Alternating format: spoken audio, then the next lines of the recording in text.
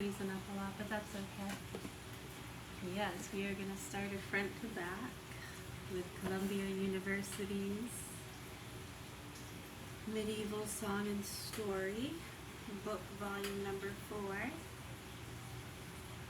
Yeah, I told them I would start it from front to back for that class.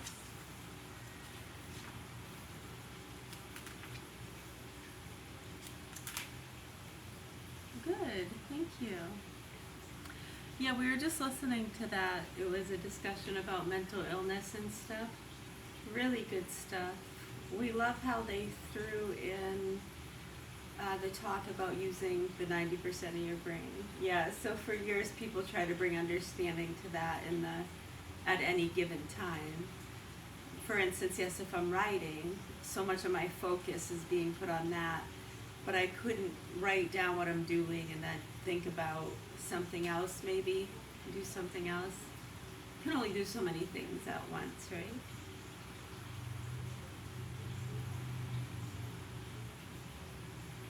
Right, they say that you lose your train of thought. Yeah, exactly. Yeah, I like how they threw that in that discussion. But a lot of people have been discussing the mental illness thing for many years and say, we have the understandings. Everybody gets sad or depressed, angry, happy, uncontrollable laughter. Well, that's okay. Some people do get medicated for that. Yes, we've talked about that before. That was a joke, actually, back in was it the 90s? What's his name from Danny Glover, was it? He did that prescription drug ad because he couldn't stop laughing. So he got prescribed a medication to help control his laughter. It didn't, they took it down pretty quick. I think people going, no. I don't know if they were just trying to be funny or prove a point. No pun intended.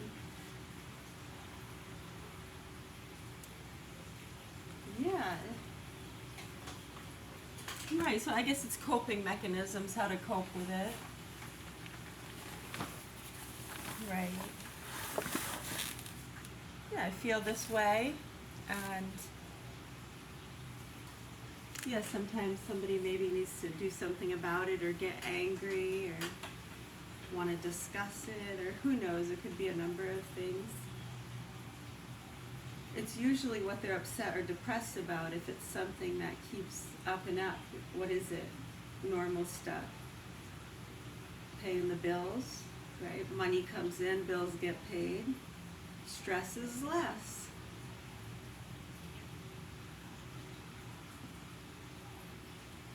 Right, sometimes drugs and alcohol and chemicals can just help people deal with those realities.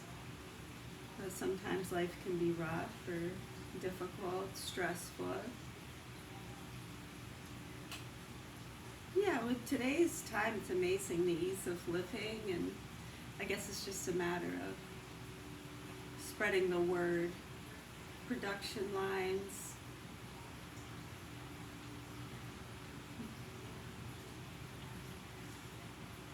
We're speaking very generally and vastly, so I wouldn't try to really think too much into that. Yeah, we have a few different audiences, so we're really actually talking about lemonade.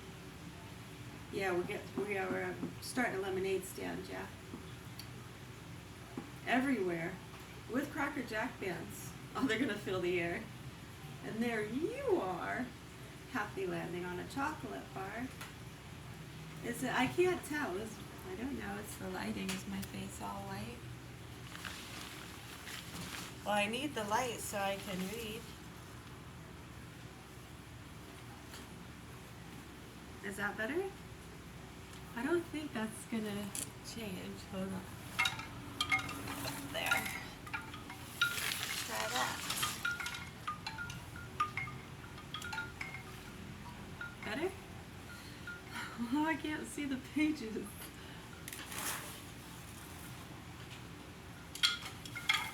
It's up top. Oh, you would think the opposite, huh?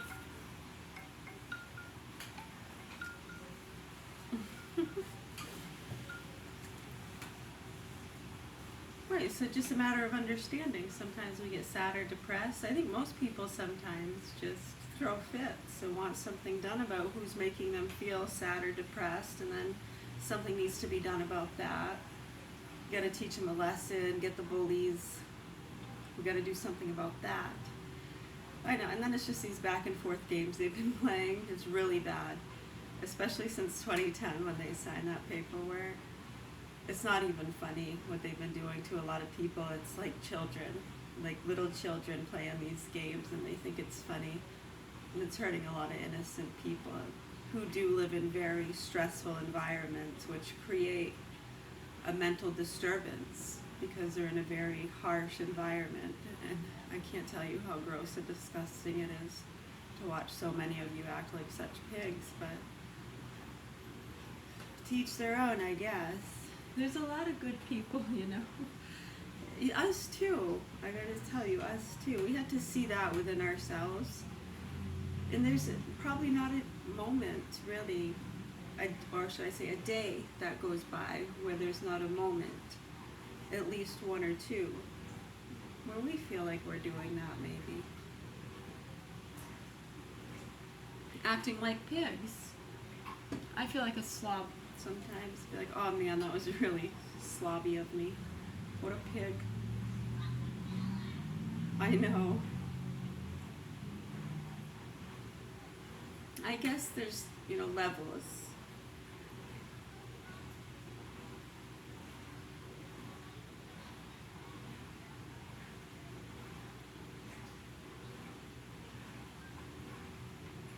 Was it over excessive?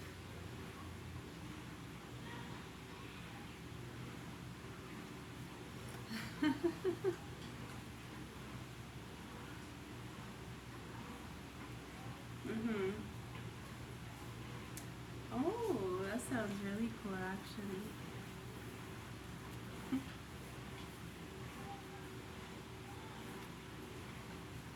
Mhm.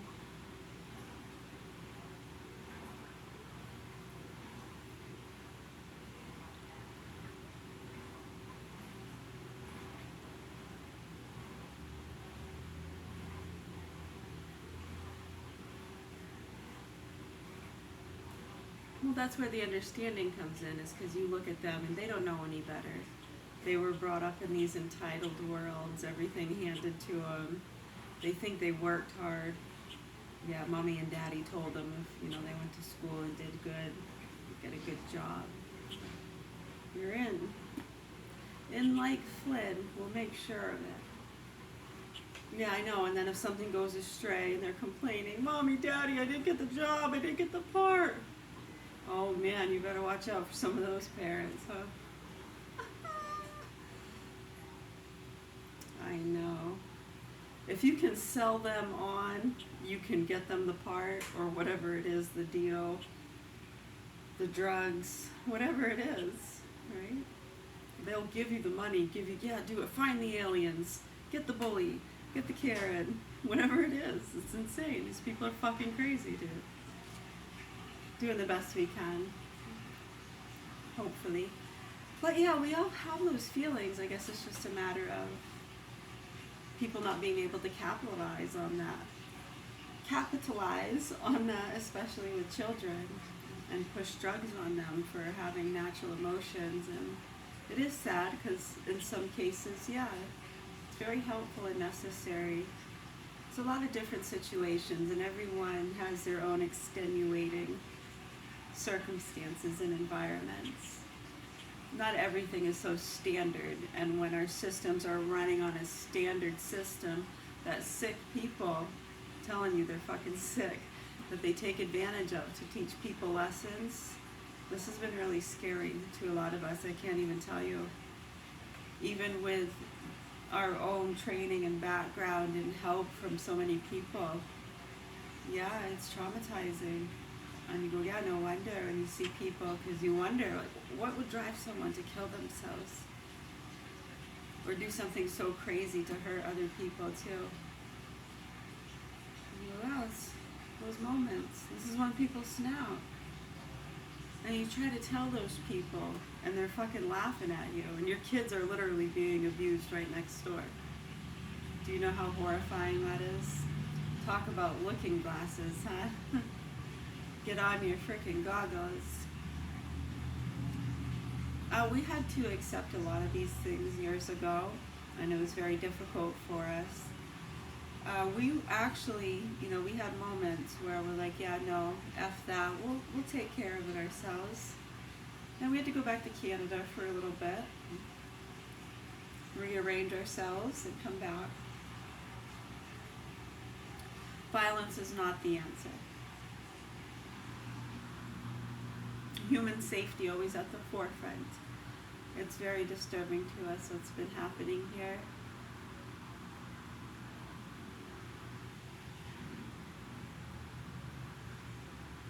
When I go into those personalized modes too, and I start thinking about my children overall, individually, little smiles, their laughs,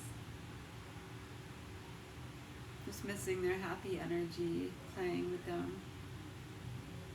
It's petrifying and horrifying.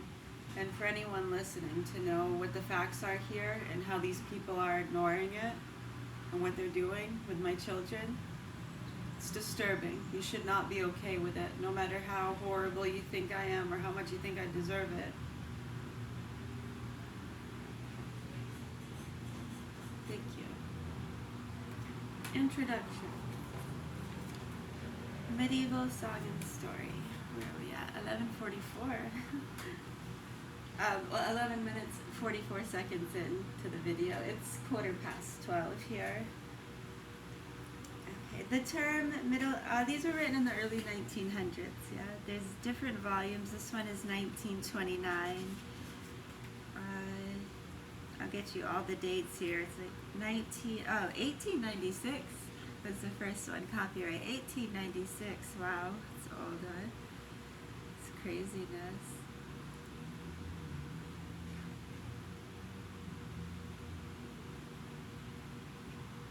Yeah, almost 130 years ago.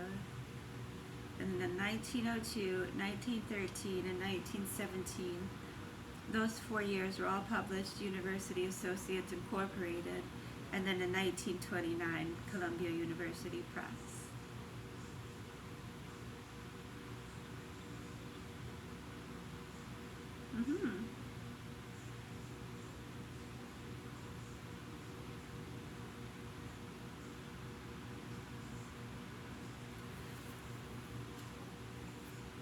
What's that?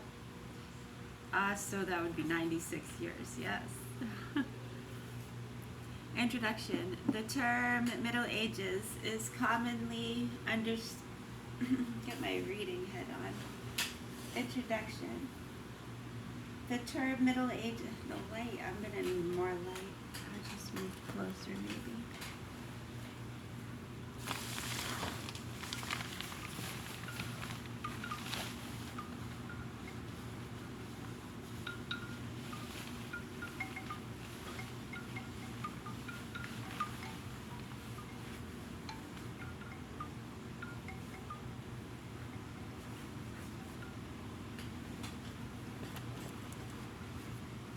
That should be better. There, that's much better. Introduction. Medieval song and story. This is such a good book. Has the picture, the visual painting by Sir John Petrie, Petty, P-E-T-T-I-E, Sir John Petty, R.A., courtesy of the Art Extension Society in New York and Westport, Connecticut.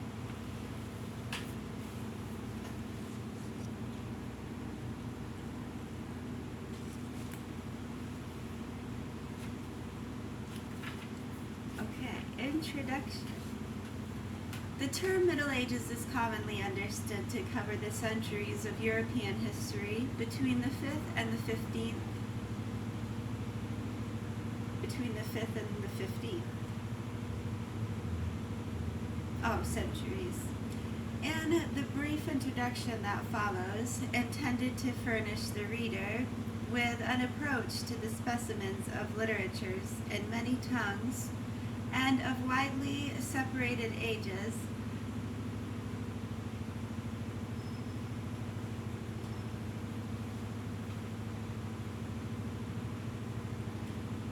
no, I'm going to read this for a little bit. Now I'm going to start over. Introduction. Yeah, I'm starting this one from the beginning.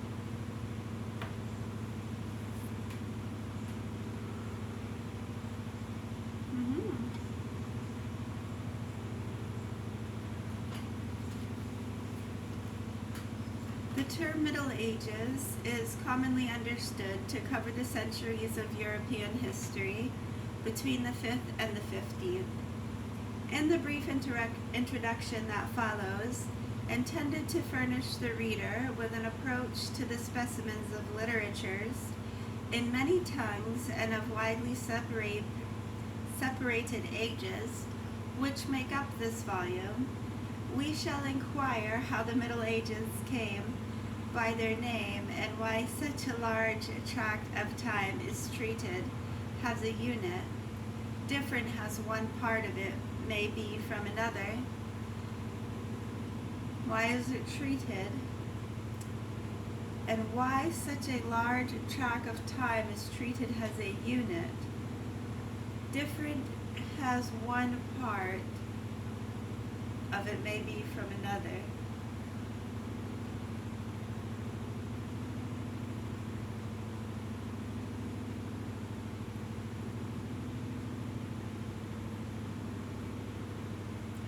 Then we shall try to single out some of its characteristic institutions and peculiar modes of literary expression.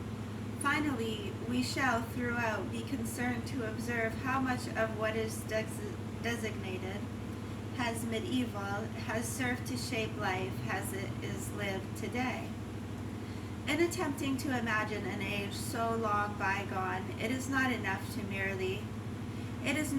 merely to blot out of the picture such familiar things as airplanes, motor cars, telephones, and all the mechanism that we set such store by today, because any mature person who passed his youth in the country can recall a life which got on somehow without most of these things, yet it was not medieval. However, much of a critical young person today might be disposed to apply that epithet to it. Epithet, E-P-I-T-H-E-T.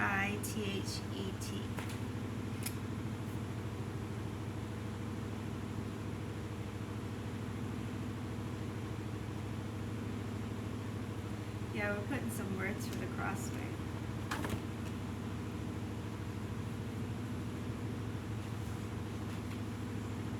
That epithet to it. I know, epithet to it. You say it. Show off.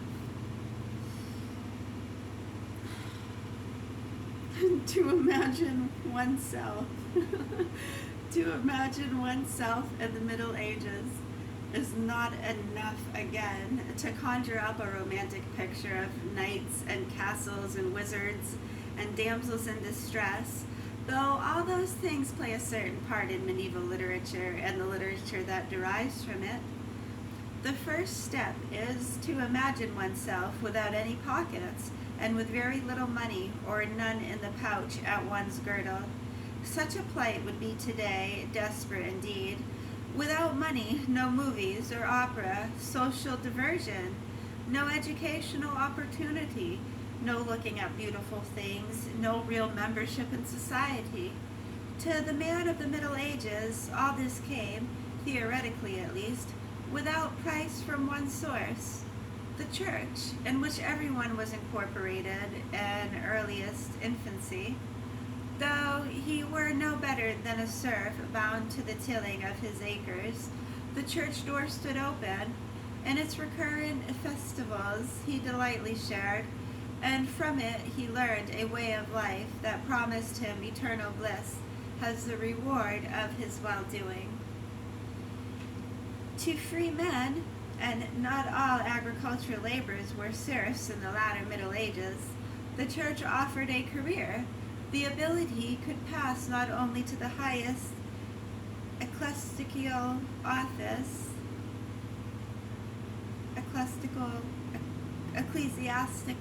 office, but to employment in the civil service, to studious leisure, and to statecraft. The clerk's tonsure set a class apart, Tonsure.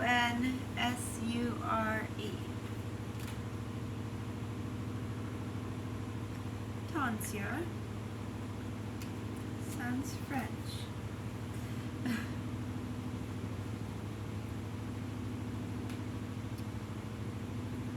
The clerk's tonsure set a class apart with legal jurisdiction, a language, and a close-knit organization all its own. But there was another type besides those who labor and those who pray. The man on horseback, he also had his code. A chivalric code in which loyalty was the virtue most cried out. Loyalty to his lord, loyalty to his lady. Well, I mean, I'm sure you don't have to always put it to someone being lazy and someone else just being strong and tough and better than. I mean, some people were disabled. That's the understanding of like the whole, probably Cain and Abel. Some are disabled and some are able-bodied. Some need a cane. And you could associate that to a number of things throughout history. So there's an understanding where someone might be capable of working the fields where someone else, their body is just too old. Yeah, they were building the pyramids, so their bodies are really tired. So they're going to pray while they work the fields. You get what we mean, right? Yeah, maybe, someone could have maybe been hurt. Maybe they were working the farms at one point and then got hurt and they couldn't anymore. And now they pray. They teach, they keep an eye on the kids, they wash the floors, whatever it is, yeah. Whatever they're capable of doing.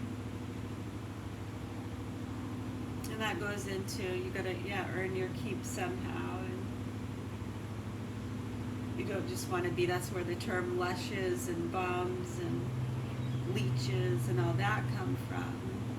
You gotta be doing something.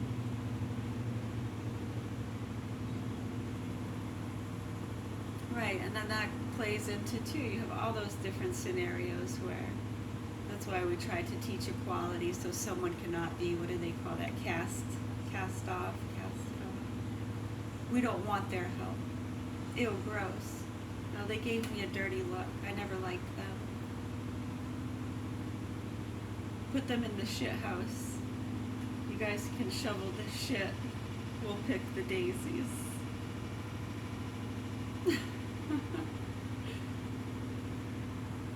60-40. What's going on? Okay, 90-10, 90-10. Sorry. Fair's fair, fair's fair. I get it. We're just playing. Chivalric code, in which loyalty was a virtue most cried out. Loyalty to his lord, loyalty to his lady. His real business was fighting, a picturesque and on the whole pleasant, a profitable occupation, and making love, both under the most elaborate set of rules. His relaxations were hunting and feasting. The fighting man ideally passed through the stages of page and squire before he won the spurs of knighthood. But a good man-at-arms could make a professional career for himself outside the regular routine. Similarly, the courtly lover subjected himself to a rigorous discipline, and any failure of technique might be severely judged by his social equals in a court of love. Under the feudal system, everybody was somebody's man, owed service to somebody in return for land or support of some kind, and everybody had his well-defined place in the scheme. A careful study of the organization of a political party is to perhaps the readiest way to understand how a feudal society is put together. And just as today, there are two who stand outside the political parties. So, in the Middle Ages, there was a group which did not quite fit into the scheme, but which eventually passed to complete domination. The merchants. On one side, their activity was organized in the form of guilds, in which each man knew his place, was apprentice, journeyman, or master, and the humblest apprentice might look forward to the day when his industry and ability would bring him to the top. Though there were tricks to all trades, then as now, the ideal was craftsmanship, and the beautiful things they made, from the most ordinary utensil to a cathedral, testified to the joy they must have felt in good work. They had a much better way of life than the agricultural laborer, who then and since, except under pioneer conditions, had had a comparatively unsatisfactory time of it. On another side, the merchant class gradually attained great wealth and power by means of the application of capital to trading enterprise with which we are familiar. Towns grew up, the government of which fell into the hands of the guilds, and recruited by discontented agricultural laborers, and aided by the common soldier and his longbow. The merchant group finally upset the medieval scheme and ushered in the modern world.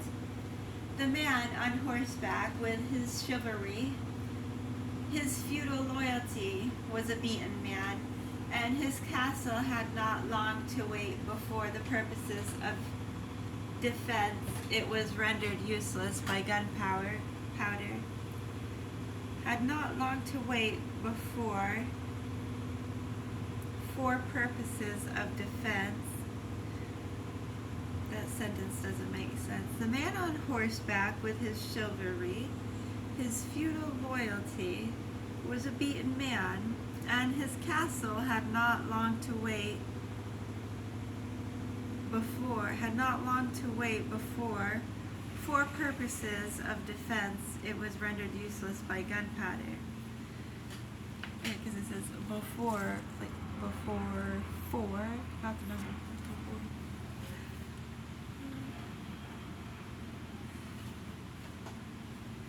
I guess it's just worded weird. It makes sense, it's just worded weird. It must not be supposed that the picture here sketch holds true for the whole period of the Middle Ages. It represents rather what they aimed at and in part finally achieved. It was human. It was a very human world they made of it. The earth was the center of the universe. Around it wheeled the planets, which were a vehicle of God's infinite solitude for man. His will was written in the stars and transmitted by them, a matter for scientific observation. But God might also on occasion work directly and miraculously. It was a world full of wonders, strange peoples and strange beasts, but it was, on the whole, a pleasant world, gay with colors and the sound of bells. A world built for man has a proving ground to test his deserts for a better.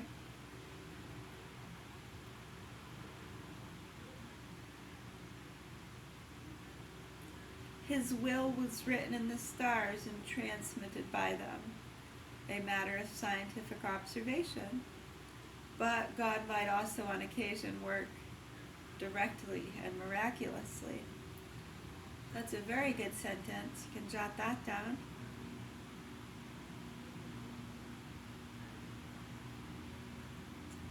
We must, however, attempt more than the construction of a pretty picture, nor need we give room to philosophic doubts about superstition and sanitation and the waywardness of human nature in professing one thing and doing quite another.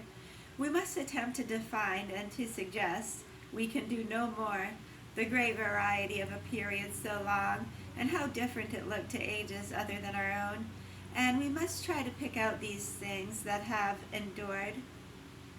Man's way of seeking to organize his memories of the vast backward and absym of time. Absym, Abysm, that's a cool word. The vast backward and abysm of time is to set up chronological divisions, periods, eras, ages, and the like. Abysm, that's a cool word. Is it like an abyss, abysm, like never ending, that kind of thing? Makes sense. Abysm of time, spiraling, yeah. Sure. It is set up, it is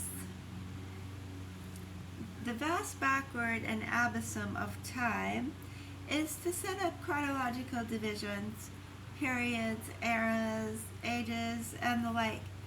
It is the fate of such divisions to take on a substance and a sanctity which dignify them quite beyond the modest ends of convenience in which they were originated to serve. So it is with the term Middle Ages and the adjective medieval. Strictly as terms, they are not very old. The former seems to have arisen in the 17th century, the latter in the 19th. But the idea which the term seeks to cloth was in existence, expressed in various experimental phrases in Latin, as early as the beginning of the 15th century. To a man of that day, and indeed for 2 or 3 centuries later, a backward glance over the course of time would reveal a lapse or interval of 1,000 years and more betwixt the day that the ancient Roman world had sunk beneath successive waves of barbarian invasion, and the time when a few earnest souls, humanists, as they call themselves, lawyers, papal secretaries, teachers, sought to recover, mainly through its literature, the ancient Roman way of life. To these men of the 15th century and their zeal for the new learning, the term Renaissance was not born till much later. At the very end of the 17th century, the years between appeared in interval uniformly dark and deformed, since it was before the advancing Goths that Rome had fallen. Its original brightness had been eclipsed, as it seemed, by a thick Gothic night, and Gothic became a term that might be applied indiscriminately and not without contempt to such strange shapes as emerged from the enveloping darkness. Whether a characteristic form of architecture, a particular style of black and curly letter, the jingle of a rhyme verse, or an adventurous and not wholly credible kind of romance. To men of the new learning, the flexible Latin that had been spoken and written for 1,000 years seemed barbarously ungrammatical. The language of Cicero was to be restored. The official philosophy of the schools was to them a heap of beaten straw to be bundled out, and Plato was to stand in the room of a so much deformed Aristotle and his dunces. If, in addition, one were of a religious or political way of thinking, the two went much together. One might perhaps see a universal church and a universal empire not merely as series outworn and broken down, but positively as sources of menace to a new theory, and an increasingly important fact, that of national independence. However, little of all this was really the invention of the 15th century, and a good deal of it had been long brewing. However imperfectly a new order of things was realized, and however much of the old order survived, even to our own day, indeed, a friend of the new learning in the 15th and 2 following centuries might persuade himself that since proud Rome had fallen, most of what had happened had been bad, and what had come down from a long era of darkness and ignorance had best be swept away when it could not be disregarded. Something of this view of a European Middle Ages has a long, troubled sleep. Has a European when it could. Something of this view of a European Middle Age has a long, troubled sleep has persisted to our own day, especially among those primarily concerned with literature. Such a view was not intended to be impartial. It was a fighting program, a basis for scholastic or religious reform. It chose to overlook a good many things, to ignore the fact that the Middle Ages, having been lived through, were not so readily to be lived down. Much survived, a church, for example, and religious thinking and ceremonial remained still essentially medieval. For this reason, it is difficult even now to get a dispassionate view of the Middle Ages. In most people's view, they would be cried up or cried down in accordance with an inherited tradition. In less controversial fields, though the age of chivalry may be dead, laughed away, if one will, by Cervantes, still its ideals of social conduct have not wholly lost their force in losing something of their form. We still, on occasion, strive to be gentlemen. We still fall in love, and we do so responsive to conventions that derive from the Middle Ages, which may be said to have invented romantic love. In an age of mass production and capitalist exploitation, medieval craftsmanship and its organization into guilds appear retrospectively attractive. In increasing numbers, we frequent universities, a characteristic institution in the latter Middle Ages,